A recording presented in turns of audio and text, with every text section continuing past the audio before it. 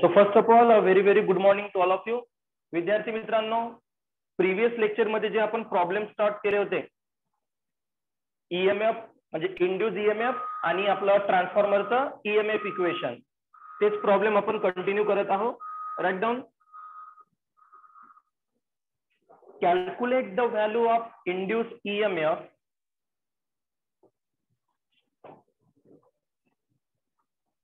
calculate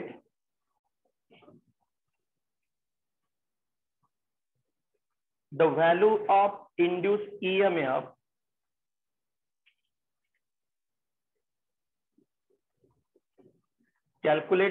of induced EMF between the ends of an axle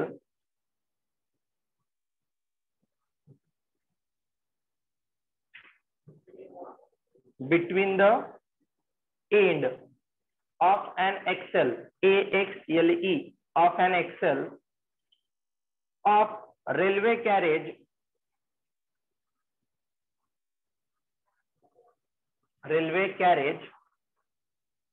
1.7 meter long,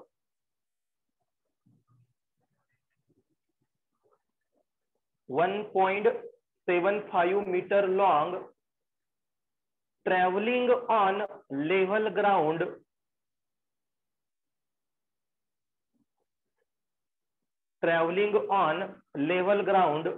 with velocity of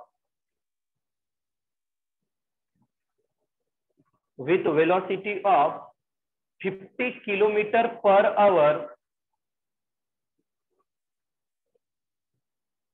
50 kilometer per hour, full stop. The vertical component of earth magnetic field,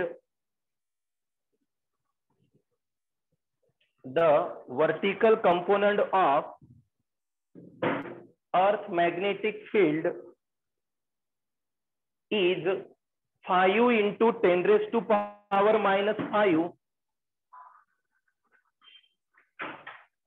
5 into 10 raised to power minus 5 Tesla.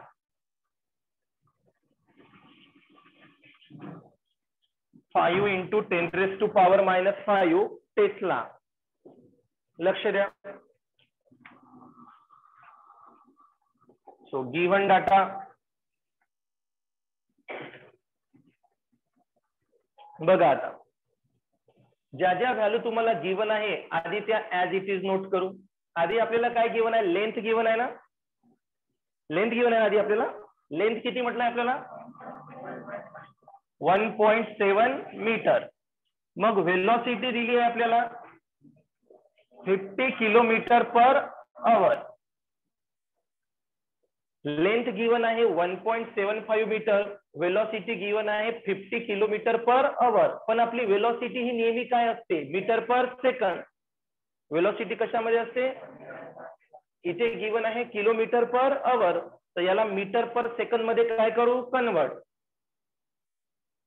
So 50 into 1000 metre म्हणजे 1 kilometre. 1000 metre म्हणजे 1 kilometre upon 1 आवर म्हणजे किती second? 3600 second. कारण 60 second म्हणजे 1 minute, 60 second म्हणजे 1 minute, 60 minute म्हणजे 1 hour. So 60 into 60 3600 second. Okay. So 0 0 0 0 get cancel. 50 into कितीचा भाग जात रे? 2 चा. 2 5 जा 10, 2 18 जा 36. So 50 into काय आला आपला 5. आणखी याला सॉल्व करून घेऊ. 5 5 जा 25. सांगा 250 upon 18 मीटर पर. हे झालं आपलं 50 किलोमीटर पर आवरचं answer in metre per second. तसं मी डायरेक्ट 5/18 नी मल्टिप्लाय केलं असतं, पण शायद तुम्हाला ते समजलं नसतं, म्हणून हे पूर्ण सॉल्व करून दाखवलं. नाही तर जर डायरेक्ट तुम्ही 5/18 नी सुद्धा मल्टिप्लाय केला तरी चालते. लेंथ झाली, व्हेलॉसिटी झाली, आता काय गिवन आहे तुम्हाला, मॅग्नेटिक फील्ड किती गिवन आहे, magnetic field 5 into 10⁻⁻5 tesla. To find E find out करायला लावला आहे. काल आपण याच टाईपचे प्रॉब्लेम घेतले ना. कालच्या प्रॉब्लेम मध्ये आजच्या प्रॉब्लेम मध्ये फक्त एकच डिफरन्स आहे. काल वेलॉसिटी मीटर पर सेकंड मध्येच गिवन होती, आज कशामध्ये गिवन आहे, kilometre per hour. Solution, E साठी फॉर्म्युला काय बनणार, BLV. ई साठी फॉर्म्युला, बी ची व्हॅल्यू 5 इंटू 10⁻⁻5 बराबर. एल किती आहे 1.75. व्ही किती आहे 250 इंटू 18, सॉरी 250/18. ओके, आधी 5 नी मल्टिप्लाय करून टाकू, मग याला लॉग अँटी लॉग नी काय करू आपण, solve. Write down this path. So E equal to, आधी या 5 नी बराबर मी या 1.75 ला मल्टिप्लाय करून टाकतो. किती होणार सांगा, 5 5 जा 25, कॅरी किती 2, 5 7 जा 35, 35 आणि 2 37, 7 कॅरी किती 3, 5 1 जा 5, 5 plus 3 8. So answer is 8.75 into 250 into 250 upon किती आहे 18 इंटू लास्ट मध्ये किती राहणार 10⁻⁻5. हा, कशाने करता, लॉग अँटी लॉग नी करता का पुन्हा 2 न डिवाइड करू मग 9 येणार, मग 9 नी डिवाइड करू आन्सर भेटणार आणि मग त्यांचा मल्टिप्लाय करता, कसं करू, का लॉग अँटी लॉग न करून देऊ, लॉग अँटी लॉग का स्ट्रेट म्हणजे डायरेक्ट करून देऊ, डायरेक्ट करायचं आहे. ओके, मग डायरेक्ट करायचं आहे तर इथे आधी कशाला डिवाइड होणार, 2 नी डिवाइड होणार, इथे पण 2 नी डिवाइड होणार. यस ऑर नो सांगा. मग 250 ला जर आपण 2 नी डिवाइड केलं तर आन्सर किती येणार 125. हा 8.75, 125 अपॉन किती येणार 9. मग या 9 नी 125 ला काय करू आपण डिवाइड, सांगा 125/9 किती येणार, 9 1 जा 9, 3 हा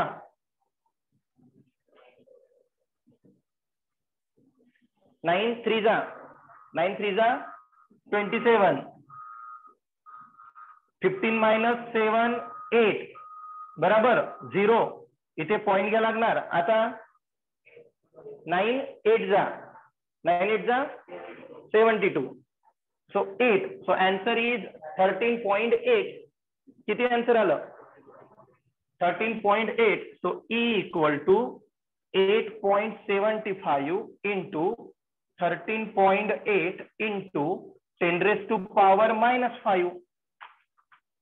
At the last 8.75 into किती करा आता 13.8 ते तर येणारच तुम्हाला इंटू 10⁻⁻ किती येणार आहे -5. या दोघांचा मल्टिप्लायचा आन्सर इथे नोट कराल.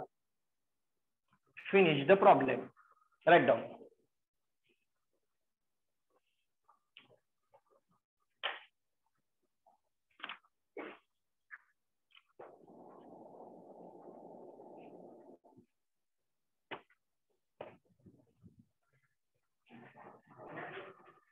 Write down next problem. The primary and secondary coil of transformer, the primary and secondary coil of transformer, लिहा. The primary and secondary coil of transformer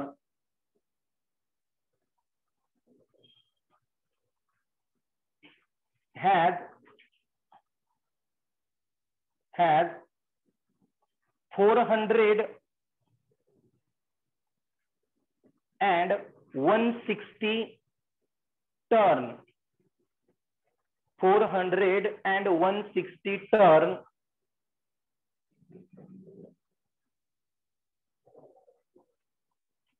full stop. The primary winding, नाही 400 and 160, म्हणजे 400 separate लिहायचे आहे तुम्हाला and 160 असं separate लिहायचं आहे. The primary winding is connected to, the primary winding is connected to 100 volt, 100 volt. Find the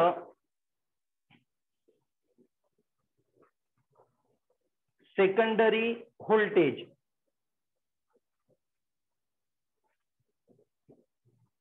Find the secondary voltage.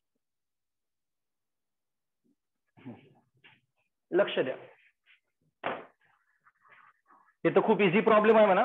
असं problem जर पेपरमध्ये विचारलं तर जास्तीत जास्त 2 मार्क्ससाठी प्रॉब्लेम विचारणार. आणि तसा आपण आपला हा जो चॅप्टर चालू आहे या चॅप्टरचे प्रॉब्लेम एकदमच सिंपल प्रॉब्लेम्स आहे. आतापर्यंत आपण एकाच टॉपिकचे घेतले ना, E इक्वल टू BLV, हे आपला second topic, EMF equation of transformer. उद्या एक थेरी राहणार आणि एक सिंपलचं डेरिवेशन बाकी आहे. चॅप्टर एंड म्हणजे इथून 2 दिवसानंतर आपण न्यू चॅप्टर स्टार्ट करू शकतो. ओके. आणि न्यू चॅप्टर जो मी स्टार्ट करणार आहे त्याला शक्यतो सगळ्यांनी ऑफलाईनच राहा कंटिन्यू, कारण त्या चॅप्टर मध्ये थेरी जास्त आहे.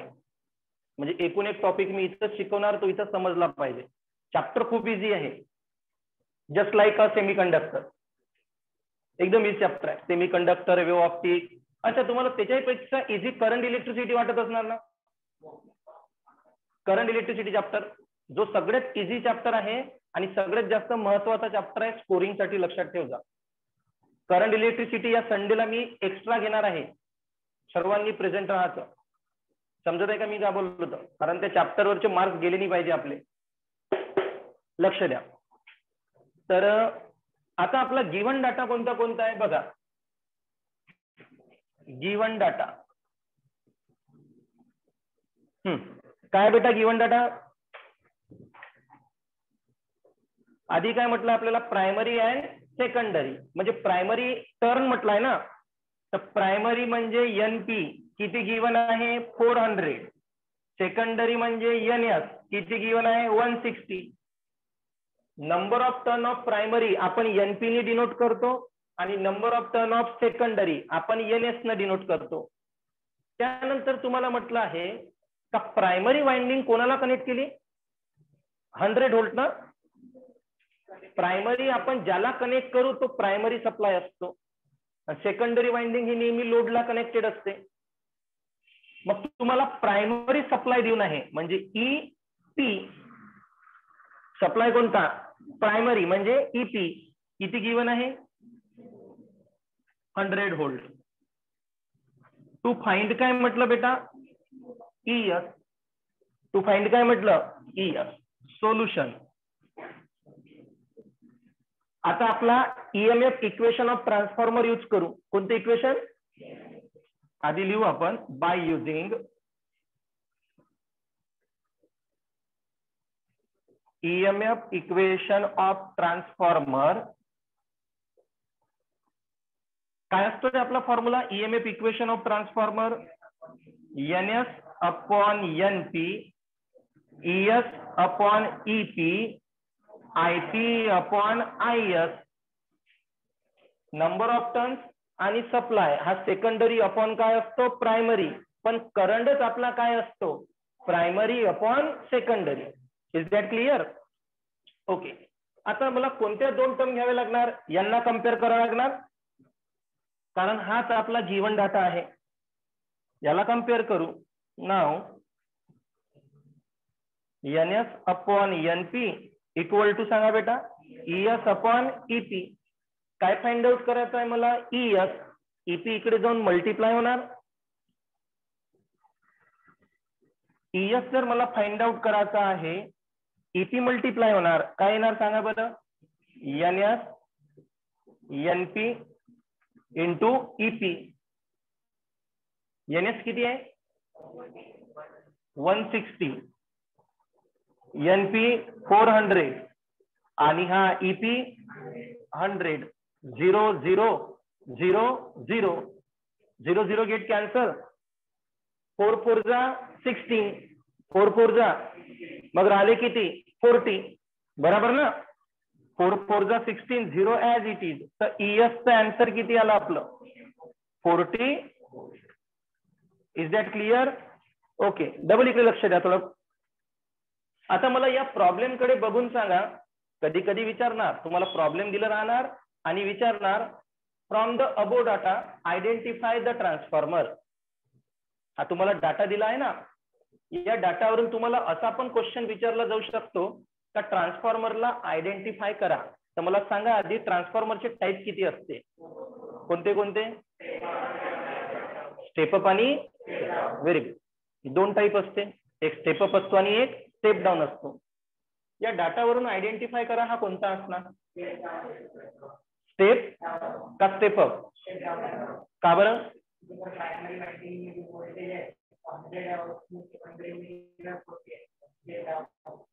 Very good. किंवा नंबर ऑफ टर्न्स वरून पण सांगता येते. प्रायमरीचे नंबर ऑफ टर्न्स किती आहे 400 आणि सेकंडरीचे 160. म्हणजे जास्त पासून काय होत आहे कमी का कमी पासून जास्त? जास्त पासून कमी. हे बघा 400 to 160 किंवा 100 व्होल्ट पासून 40. म्हणजे कमी झाला का जास्त झाला? कमी. मग कमी करणारा कोणता असतो? Step down. कमी करणारा आणि जास्त. क्लिअर? जर विचारलं तुम्हाला from the above data identify the transformer, मग सांगायचं from given data the transformer is step down transformer. The transformer is a विचारलं तर. Okay, right.